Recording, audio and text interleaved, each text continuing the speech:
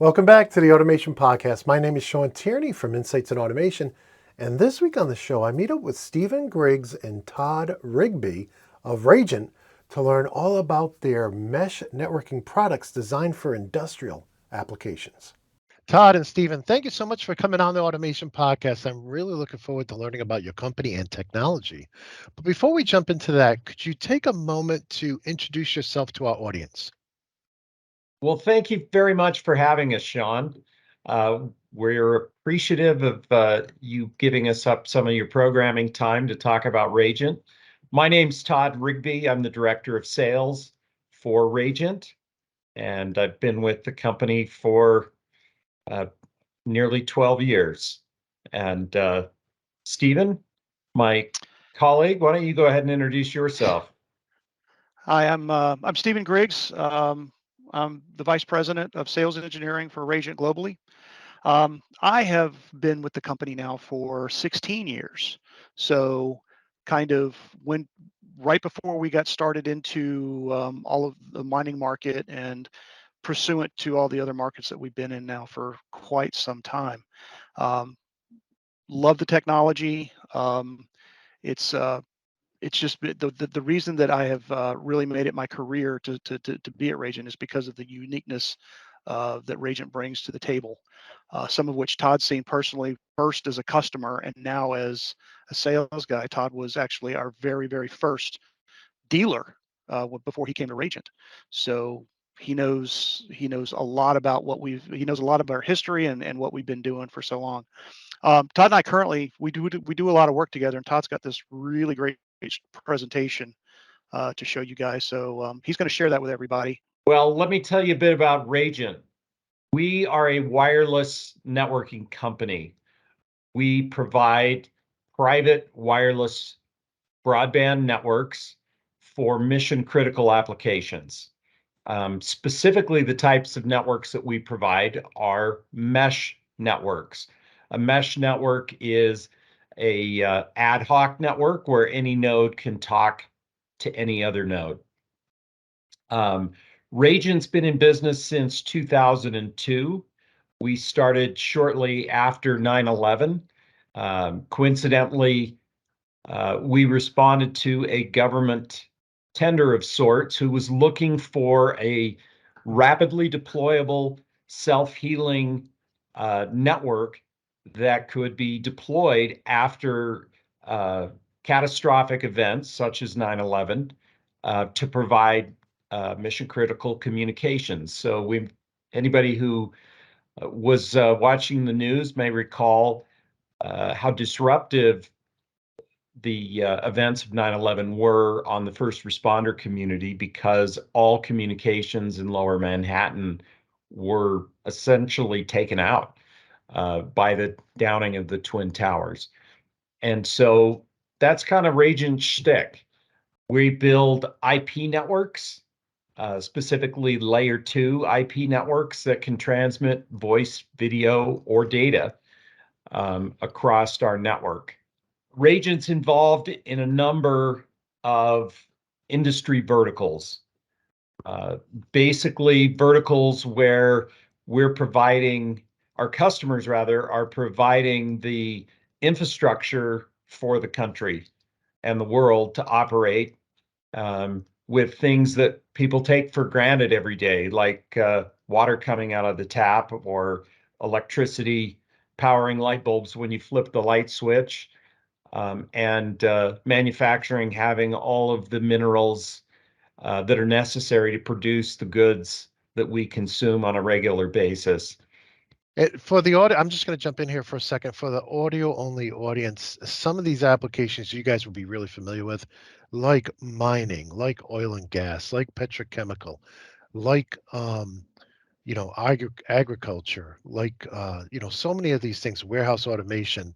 Maybe a lot of us aren't involved in theme parks or entertainment or construction or the military, but those other categories are definitely places where where we know we have automation there, we have PLCs there, we have VFDs there. So I just wanted to jump in because I know the audio audience can't see all the images. This is a beautiful slide, by the way, but I did want to throw that out there to kind of give the audio audience little bit more of where you guys use your products, and I'll throw it back to you, Todd. Well, I appreciate that, Shawn. And, I should note that I would say 90 plus percentage of the network deployments that we're involved with utilize control and automation in some form or fashion as part of their operations. Throw something in here real quick, Todd. Yeah, absolutely.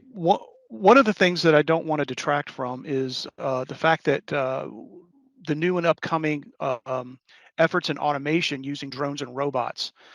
So that's become kind of a key part of our deployments now. Everybody uses, or everybody's starting to use drones, but in the warehouse automation field and in some of the manufacturing fields, they're using a lot of robots, and we go right on those devices as well to provide connectivity to those machines for polling, video, et cetera, et cetera. So drones and robots, I believe, is something that is kind of unique for us as well. Yeah, we cover a lot of robotics on our morning show. It's just becoming a huge part of automation, integrating them with, the control systems of PLCs, the HMIs, and the SCADA systems. It's just a huge growth area for us. I am looking forward for an excuse to buy a drone, but I have not yet had a reason to hook up a PLC to a drone yet, but I'm sure it's coming. Fortunately, I was just able to buy my team a couple of drones for survey purposes, actually. So, who doesn't like to fly a drone? They're awesome. That's right. And, Stephen brings up an interesting point when he talks about drones and robots. One of the challenges in providing reliable communications to drones and robots is the mobility aspect. And that's one of the foundational, I'd call it competitive advantages that Ragent provides to our customers is continuous connectivity to moving assets.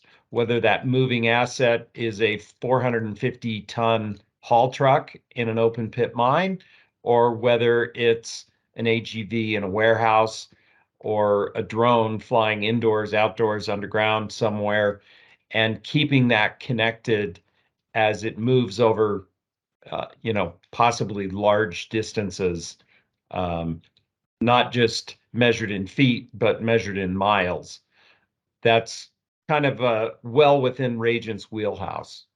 Now, isn't that one of the benefits of a mesh network? Because, like, if you have an antenna in warehouse A and an antenna in warehouse B and an antenna in warehouse C, as your devices move between them, there's usually dropouts. And but is it true that, like, with a mesh network that eliminates those dropouts, that you're connected all the time? You don't have to worry about those type of switching over from one antenna to another. So yeah, that's actually Todd says that's one of our strengths. Actually, mobility is kind of Ragent's bread and butter. That's we do mobility more than anybody does, or more, but better than anybody does, I'll say, um, because in this particular mesh network, uh, you have radios. We have, first of all, we have multiple radios in our nodes, and each of those nodes can maintain connectivity on each of its multiple interfaces. So multiple radio interfaces can talk to multiple radio interfaces, and there is no the thing you're talking about there, Shawn, is what we call handoff. There's no real handoff because we're not moving from access point. We don't have that client to access point kind of relationship. So we don't have to wait for a client like your cell phone or something to disconnect from one access point and then connect to another one. We don't have that handoff problem. To maybe go in just a smidgen deeper, with traditional Wi-Fi, the client is only able to maintain one connection at a time, and it has to drop that connection before it can make a connection to the next access point. And so you have this momentary loss on a good day. You have multiple moments of loss on a bad day. When you're dealing with LTE, LTE is a bit more sophisticated than traditional Wi-Fi in that the client can monitor many connections, but it only has one active connection. So it has a much more elegant handoff, but there still can be latency associated with that, especially when you're dealing with IIoT and control and automation. Ragent, because we have these many active connections from our radio interfaces to many other radio interfaces in other nodes, we operate more like a switch moving data from one port to the other. We are a layer 2 network, just like a switch is a layer 2 device. And so you have many active links that you're able to transmit data over. And our protocol allows selection of different links on a packet by packet basis. So it's always looking for the best route, and it does not have to disconnect or reconnect, or as compared to LTE, it doesn't have to suspend activity on one connection to transfer activity and make another connection active before it can transmit. We literally can just change, packets can be streaming across one link, and between two packets, now it's streaming across a different link to a different transceiver in a different node to give you that continuous connectivity, even while you're mobile, even while the assets are being mobile at high speed.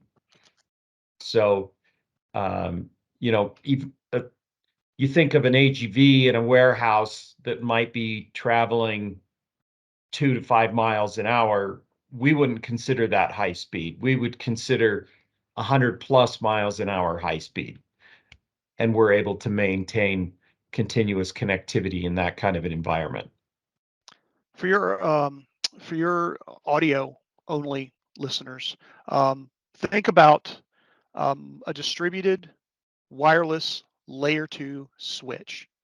So that's kind of what this, when you bring all these nodes together, that's essentially what you have, is a distributed wireless layer 2 switch.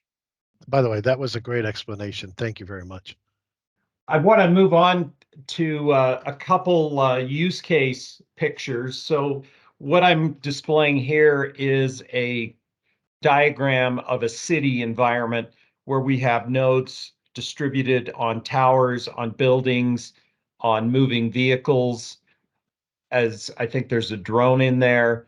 And all of these devices can interact with one another and transfer data around. We've also got devices on buses and police cars. You can kind of think of building a Ragent network kind of like building a network out of Legos. You use our nodes, which we call breadcrumbs, to put them either where you want to have visibility and coverage, or where you want to have connectivity to end devices also. Now, the end device could be a LAN or a WAN connection, but an end device could also be a laptop in, say, a policeman's cruiser, so he can track and look up license plate numbers while he's driving around in an urban environment. This picture kind of reminds me of a story we recently covered in the morning news where utilities were putting in their own private LTE networks. Would something like this work for like a utility that has like let's just say like a wastewater plant that has like, lift stations all over the place, all over the town, and they have a main facility which is very busy, but they have some really distant devices. Would this be something that they could use? Absolutely. And we have done that before with water utilities, where they connected all of their pump stations and lift stations back to their main office. They were able to have redundant connections between every one of those locations. They were connected to at least 3 or 4 other locations. So if you had an event where one of your nodes went down, then you only had that one site that was offline. It didn't cripple the whole network. In utilities, there's a lot of security concerns with bad actors hacking into the network.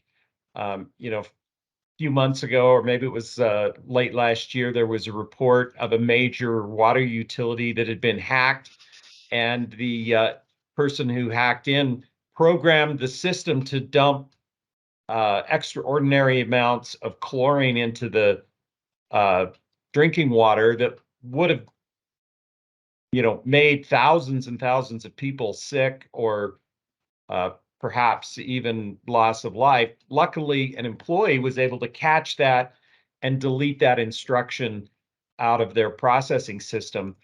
Our customer that used Ragent in their water utility, the computer in the office is connected into the network where all their facilities are interconnected, but they don't have that computer connected to the internet. There's no physical way to get from the internet into their private secure network that runs their water pump stations or their sewage lift stations. They can operate that completely independent of the internet, with the safety and security of Ragent's mil-spec security features that are built into our network, that they can rest assured that wirelessly they're not going to get hacked, and they don't have a connection to the internet, so they can't get hacked that way. Well, I wanted to ask you about that too, because we hear a lot of people, the drive-up hackers who hack wirelessly. And so you said something that was very interesting to me, and I apologize if I'm pulling this ahead in the presentation, but I want to know more about this mil-spec type of security you have built in this, so no wireless hackers are going to be able to jump on the private network. So one of the unique things about our protocol is the fact that the mesh links are proprietary. So we use our proprietary protocol for that. I was actually working with a customer in oil and gas they're very, very sensitive to their data security. It's something that, in fact, they hire companies to come in and try to hack and try to infiltrate the network. After we deployed, they had a team come in, um, and they tried to start gathering information and started trying to infiltrate, um, just by itself, because they had at this particular customer, they weren't using regular Wi-Fi clients, like, because our radios are capable of both meshing and servicing wireless 802.11, Wi-Fi clients. They didn't have any access points on to service Wi-Fi clients. They just had the mesh links going, and the team that attempted to hack them could not decipher any of the data that was moving back and forth. First of all, second of all, um, they weren't able to even inject packets.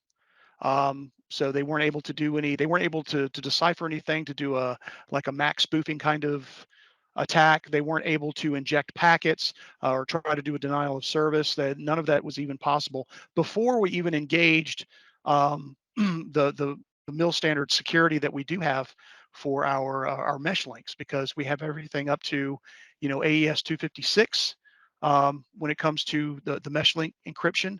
And then we also have some proprietary encryption. We have our own team that works on nothing but security and encryption, to the end that we now actually employ, for those that are worried about encryption and throughput.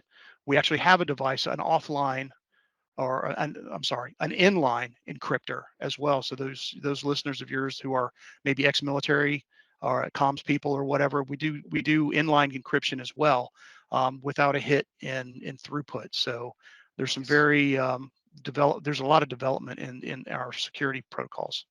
So another use case I wanted to show you is open pit mining. Ragent has over 300 of some of the largest open pit mines around the world utilizing our network for their live communications. People may think having big, heavy equipment digging in the dirt is a very low-tech industry, and I would let you know that it's actually extremely high-tech. And frankly, most of the equipment and vehicles that operate in open pit mines today are connected. And if they're using a Ragent network, they're connected continuously as they move about and operate in the mine, getting directions about where to go pick up a load, where to go drop off a load, pulling data about health metrics of the machines. This equipment represents the largest asset of a mining company, and therefore taking care of it and making sure it's operating optimally has a huge impact on their bottom line. Additionally, there's applications specifically directed at safety where there's cameras on board monitoring how long the operator blinks, and can employ different tactics from vibrating the seat to sounding an alarm to help wake them up. But it also then sends those clips of them snoozing to the dispatchers that sit up in the control rooms, so that they can intervene and maybe give that person a break to ensure that there are no accidents. Mining is an extremely safety conscious industry, and Radiant's able to provide support for these many, many different applications that are running simultaneous in a mine to help them be more productive and efficient. As I'm looking at this picture, and I know the audio audience can't see this, but I'm thinking every vehicle that has one of these devices on it not only can communicate back to the headquarters, but it can also be a relay station, can it? Yes. That's exactly right. And one of the things, when Todd was talking about the technology, or how it could be perceived that mining's low tech, just imagine that each one of those 400-ton haul trucks each one of them have hundreds of sensors, and each one of those sensors is tied into a central system that is uploading that vehicle's particular health all the way back up to somebody who can make sense out of all of that data, but they can preemptively stop a truck and bring it in for service before they have a catastrophic failure, because a catastrophic failure on these trucks means a $2 million engine or something like that. So they're really, these networks, with the amount of money they save in maintenance and things like that, pay for themselves within the first year that they own them. So there's a lot of return on investment. Shawn, you brought up a great point that within a Radiant kinetic mesh network, we do support machine to machine connectivity, as well as machine to infrastructure and infrastructure to infrastructure. So you have lots of opportunities for interconnectedness. Sounds like a made-up word, but in reality, that's what's going on. I wanted to ask a question here. I noticed that on the buildings and on the towers, we have this, it looks like a red or orange device. Then on the vehicles, it seems like we have this blue device.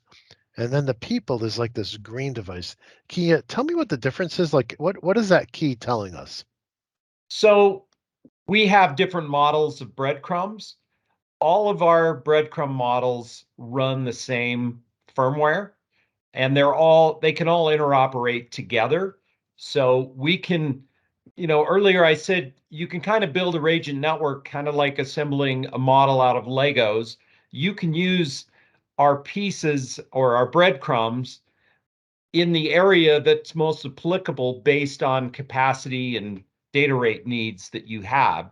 So a person who's walking around, a dismounted worker, if you will, probably doesn't have the same data requirement that one of these giant haul trucks with all the sensors and cameras and whatnot has, and those may not have the same capacity as one of the towers that's tied in with the organization's land. So you can fit an appropriate device to each different element that you want connectivity to ensure that you end up with the adequate throughput for your needs, but you're not overspending for the equipment. So these different models, if I could interject here real quick, the models that you're referring to, we have several different flavors of breadcrumbs. These particular ones shown that we use in mining and some of the more rugged, we use our FE1 platform. That is the Peregrine breadcrumb and the Hawk. Both of these are hardened, mil spec designed. They're made to be outside. They're made to be shocked and vibrated and rugged, very rugged conditions. As you can imagine, mining is an extremely rugged environment for electronics. So the Peregrine is a 4 radio device um, that will do 2x2 MIMO. It also will do some LTE, and then our Hawk is a 2 radio device that'll do two by two MIMO or support two 2x2 radios. And then of course we've got the man wearable stuff that you see on there. That would be a single radio, but as Todd's point, they don't have the same data requirements and things like that that some of these other devices would use. But I don't know, we can plug the website, but Ragent.com, we've got lots of different devices that would suit a lot of different needs. So if you had a supervisor with a tablet out there doing his job, he's not going to be having thousands of IO points going back, but he still Right. need to be connected to the system. He may be inspecting, he may be doing some data collection, doing some observing. So you even have a radio that's small enough for a person to use with a mobile device. A specific example in that, if you look on that picture, and I'm sorry for your audio only listeners, but imagine a surveyor. You see them all the time outside. Mhm. They're surveying. They survey the land just like we have, out in, the cities and in the suburbs, where surveyors come out and they survey the land. The mining engineers have the need to go out and survey the land. So you might have a dismounted worker, with a survey pole, with a radio, with a single radio or something like that. So let me pick back up here. You brought up a point about somebody out in the field with a tablet that needed Wi-Fi connectivity. Within the picture here, the people that are standing are quite a large distance away from any network infrastructure. But because the nodes interconnect with one another, they could have a small breadcrumb on their person that could be interconnected to machines, and that node that is with them can also be enabled to act as a Wi-Fi access point. So they're effectively taking the access point with them in very remote areas, which gives them a reliable connection for their tablet, which by itself, the tablet doesn't have the communication power to be connected to an infrastructure tower that might be, 2 or 3 miles away from where they happen to be standing at that point in time. I want to ask too, is there any data segregation? So I see that a lot of these devices, like you just said, have the capability to have Wi-Fi, right? Is there any concern or data segregation that goes into the system to ensure that if somebody hacks in on the Wi-Fi side, they're not messing with the mission critical side? How do you deal with that? Do you want to talk about VLANs, Stephen? Yeah, so we are 802.1q compliant. So you're able to trunk VLANs across the network. So each one of those mesh, and the beautiful thing is each one of those mesh links passes all the traffic. We do have the ability to kind of to segregate data per mesh link. That's one of the capabilities that we do have. But if somebody were to somehow get in wirelessly, they would not be privy to all of the data that's moving around on those mesh links. Maybe to say it a different way, the VLANs segregate traffic, different types of traffic from one another, both for security as well as for quality of service, because we're able to assign prioritization to different VLANs that are carrying mission critical data. For example, we can give that mission critical data higher priority than low priority data. And that way you have one network that can run many applications, but is providing a quality of service adequate for each application on its own. Makes sense. All right. Well, let's hop into a similar but slightly different application, which would be a heavy construction environment. So, we all enjoy driving down quality highways. I happen to live out in the West where we have great distances between cities of hundreds and hundreds of miles. Um, and little known fact, there is not LTE coverage everywhere you go in this great country of ours.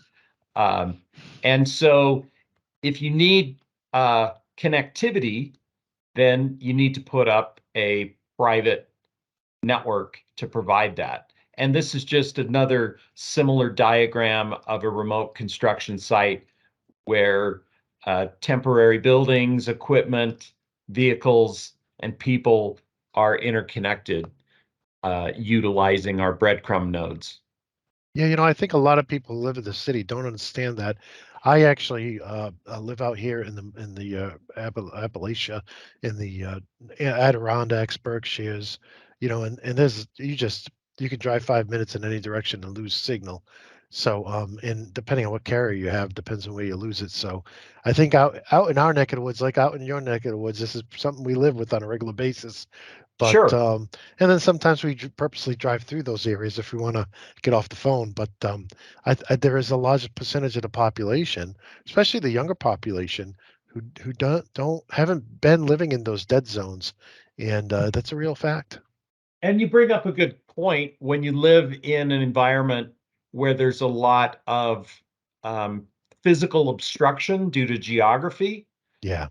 that prevent those long range transmissions like LTE signals from getting down into the hollers between the hills, Hmm. um, and don't allow you to communicate. A breadcrumb network is extremely flexible in that you can expand and scale the network simply by putting out another node with power. And as long as it has line of sight to one or more nodes, it will extend the network uh, out to and beyond where it's located. And so you can, for example, if this construction job was winding through the hills, the Appalachians or Adirondacks, um, you could line the road with breadcrumbs to extend the network along the winding road. Whereas if you're relying on a cell tower that's built several miles away, the signal doesn't go through the mountain. Signal won't go through the hill and penetrate that. So if you drive around behind a hill and lose sight of the tower, you lose connectivity. When you're doing large commercial work where your work is dependent upon having and maintaining connectivity, then you need to use an adaptable network topology that enables you to lay out the network such that you can maintain critical communications at all times. This was kind of the last use case I wanted to show. This is a diagram of a warehouse. There's racking with high density storage on the racking. There's robots. There's forklifts and material handlers moving around. There's even some indoor drones and dismounted workers, and everything's interconnected utilizing the breadcrumb network. And so I would guess I would say for your listeners and your users that are trying to wrap their head around our technology, the big takeaway I'd hope they would gain is that you can utilize breadcrumbs to put out and have network coverage in virtually any environment, um, such that you'll have mission critical communications that you can rely on. Um, Due to physical obstruction, due to electronic interference, um, we can handle high capacity. Uh, we're the guys people call when they've tried everything else and nothing else works reliably. I got a comment. Those are the meanest Okay. looking AMRs I've ever seen with cobots installed on them.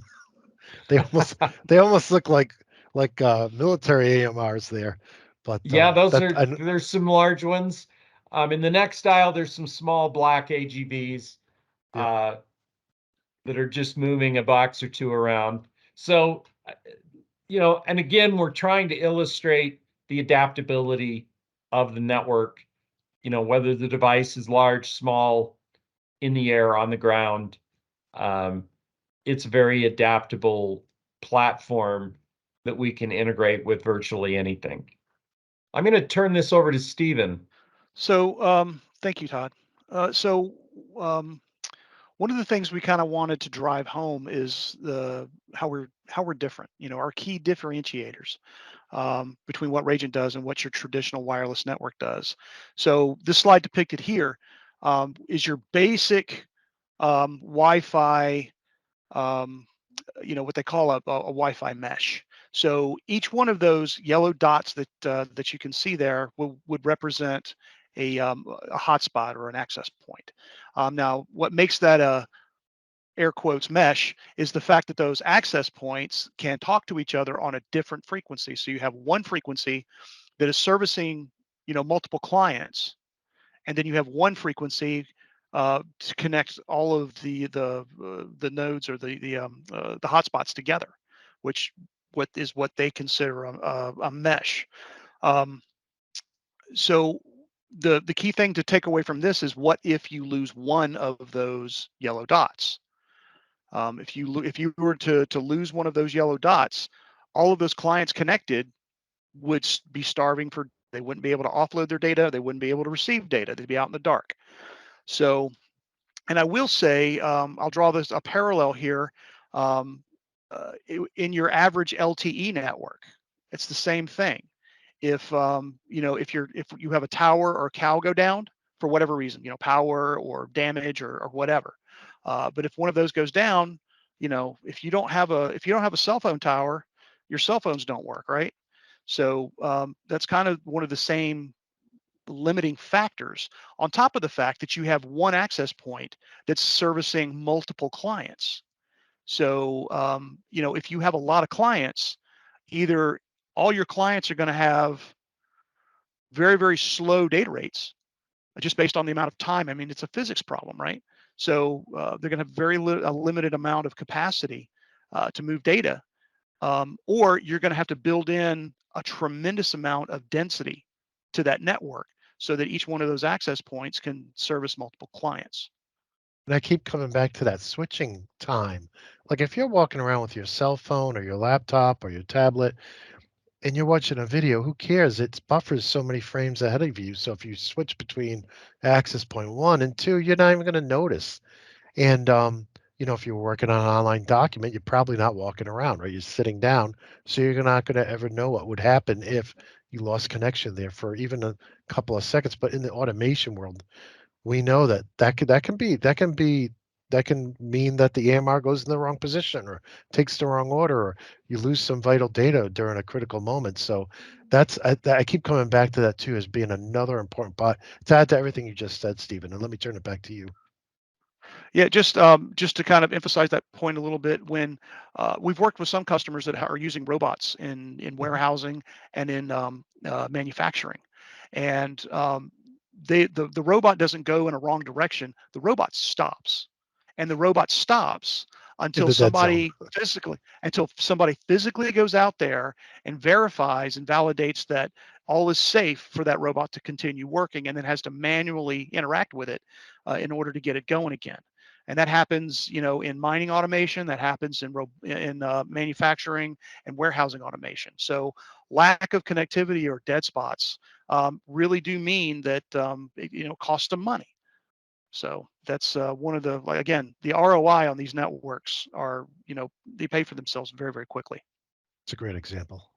So just to kind of illustrate what we're talking about when it comes to our InstaMesh protocol, Todd brought up before, um, we use a multi-radio approach, and by multi-radio I mean in the same breadcrumb, in the same node, we have multiple radios, and each one of those radios connect to each other on on each one of those frequencies. So in this case, we've got a 2.4 and a 5 gig radio embedded in these devices. And so we have multiple frequencies, and we have multiple frequencies at work moving data down both channels.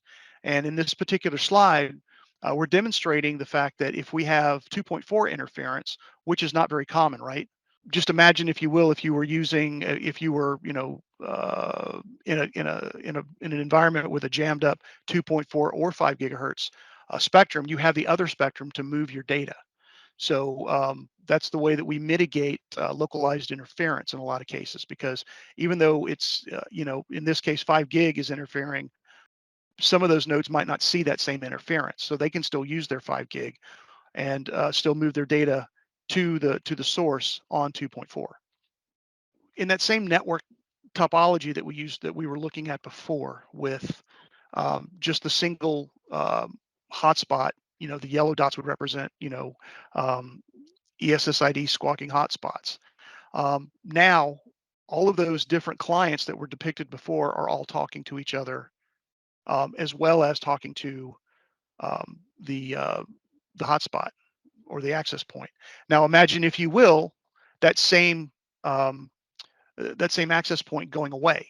If that yellow dot goes away, you still have connectivity among the machines, and at least one or two of those machines are going to have good connectivity back to another infrastructure node.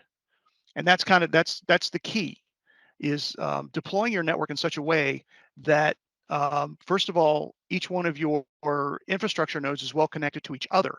But then, if you have an infrastructure node go down, we know that all of your mobile assets are able to move data through themselves back to an infrastructure point. Um, and we constantly maintain that connectivity as mobile assets move through, so we don't have that handoff problem, because they're already connected, if that makes any sense. No, it makes a lot of sense too. And I'm thinking about some IP cameras I installed recently, and the 2.4 gigahertz, it may be slower than the 5.8 gigahertz, but what a great failback, because they're get longer range, they're less susceptible to noise because they're running slower. So by having, hey, you want everything to be 5.8 gigs, but if something goes wrong with that, you can fall back, and now you can reach even more. And part of this, I'm saying this is because I know the audio audience can't see the beautiful slides we're looking at, but I have to say, I think it's a great design, because it allows the fallback, because you can reach so many more nodes with the 2.4 gigahertz, just because of the range it can make. It's so far greater than the 5.8. So I can definitely see the genius here in this design. In practice, where you have this distributed network where each of these nodes is running our Instamesh firmware, the each node is continuously monitoring the quality of every one of these many different connections it has, and then sending traffic across the very best link at any moment in time. You effectively have created a network that is almost like a living network, because it's effectively self-optimizing.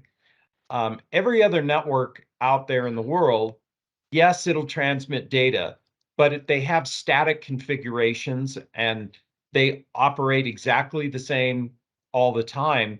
They don't operate dynamically. They never are able to optimize. And that's really what you get with Rajant, is this dynamic, self-optimizing network that's working for you, as well as moving your data, so that you have the highest level of performance that's very, very consistent all the time, whether you're inside, outside, or wherever. That's Todd brings up a really good point. When I do, because we do a lot of training and teaching of our customers and stuff like that, one of the things that I always bring up is the fact that each one of these nodes is capable of routing. So from the guy from the small little radio on the the man wearable, to the machine, to the infrastructure, each one is capable of making independent routing decisions. And they're doing that because they're looking at, it's what's embedded in our proprietary protocol, as a means for those radios to grade and monitor, how well those mesh links are performing in real time.